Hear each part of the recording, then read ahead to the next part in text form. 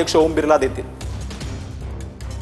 तर आपले प्रतिनिधी सागर जोशी जे आहेत ते आपल्या सोबत फोन लाईन वरती जोडले गेलेले आहेत। सागर, खरं म्हणजे रात्री उशिरा आता वक्फ सुधारणा विधेयकावरती लोकसभेत मतदान पार पडतंय, या संपूर्ण तांत्रिक बाबी काय घडलेल्या आहेत सविस्तर सांगा। साधारण 12:05 किरेन रिजिजू यांचं उत्तर संपलेलं होतं। त्यानंतर मतदान प्रक्रियेला सुरुवात झाली। सुरुवातीला आवाजी मतदान घेण्याचा निर्णय लोकसभा अध्यक्षांनी घेतला, मात्र विरोधकांनी त्यास नकार दिला आणि वोटिंग घेण्याची मागणी केली। त्यानुसार वोटिंग घेण्यात आलं। मात्र जे वोटिंग झालेलं आहे त्यामध्ये 390 खासदारांच्या मतदानाची नोंद झाली। विधेयकाच्या बाजूने 226 खासदार तर विधेयकाच्या विरोधामध्ये 163 खासदारांनी मतदान केलं, तशी नोंद यावेळी झाली आणि तटस्थ एक खासदार राहिला। मात्र जेवढी खासदारांची उपस्थिती आहे त्यापेक्षा कमी मतदान झाल्यामुळे काही तांत्रिक अडचण आल्याचं समोर पाहायला मिळते आहे। त्यामुळे लोकसभा अध्यक्षांनी पुन्हा एकदा संपूर्ण प्रक्रिया थांबवलेली आहे।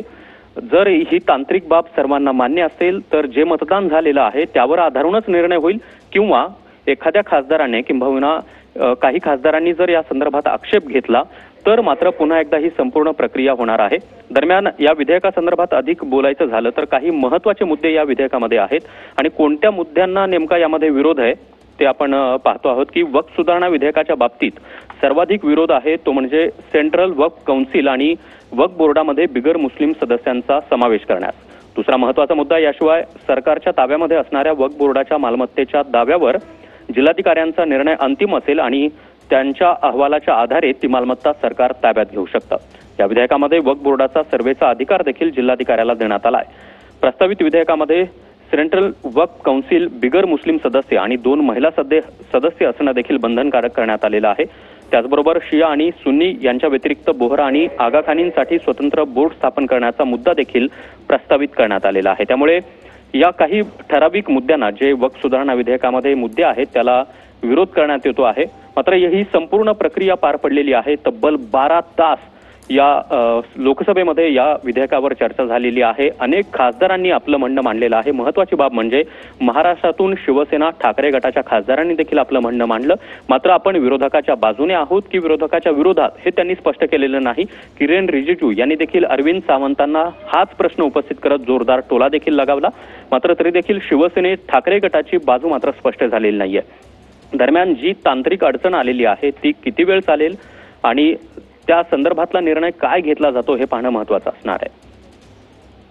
सागर, खरं म्हणजे हे संपूर्ण मतदान प्रक्रिया ज्यावेळेला सुरू झाली त्यावेळेला सुरुवातीला आवाजी मतदान घेण्यात आलं आणि त्यानंतर ही संपूर्ण प्रक्रिया जी आहे ती इलेक्ट्रॉनिक वोटिंग सिस्टीमद्वारे करण्यात आलेली होती। या संदर्भात लोकसभा सचिवालयाकडून देखील माहिती जी आहे ती खासदारांना आधी देण्यात आली आणि त्यानंतर ही संपूर्ण प्रक्रिया पार पडल्यानंतर जवळपास 390 खासदारांचं मतदान झालंय, परंतु काही खासदारांचं उपस्थित असून देखील मतदान जे आहे ते झालेलं नाही। त्यामुळे या संदर्भात काही तांत्रिक बाबी ज्या आहेत त्या तपासल्या जाऊ शकतात का?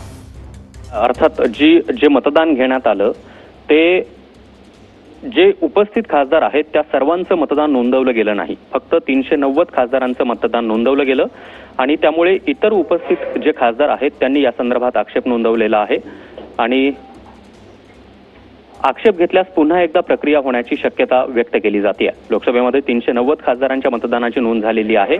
226 विधेयकाच्या बाजूने तर 163 मतं हे विधेयकाच्या विरोधात पडलेली आहेत, तर एक खासदार तटस्थ राहिलेला आहे।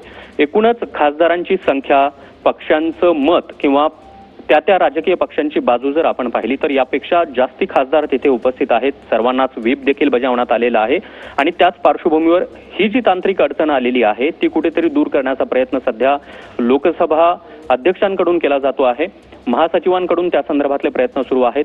जर झालेलं मतदान सर्वच राजकीय पक्षांना, खासदारांना मान्य असेल तर झालेल्या मतदानाच्या आधारावरच निर्णय दिला जाईल, किंबहुना त्या संदर्भात जर आक्षेप घेतला गेला तर मात्र पुन्हा एकदा चिठ्ठी पद्धतीनं मतदान होऊ शकतं, अशी ही एक शक्यता व्यक्त केली जाते। तर वक्फ सुधारणा विधेयका